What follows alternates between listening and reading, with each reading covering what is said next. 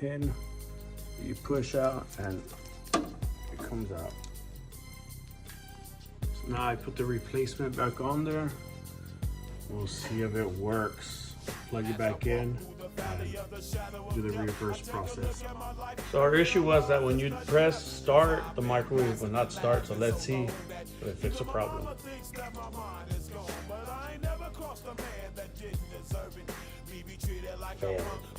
And I'm gonna switch this one that was at the bottom. Take this off and down here. That's a little clip that you press. Let's try it one more time. There it goes. Now it's working. We switched both switches.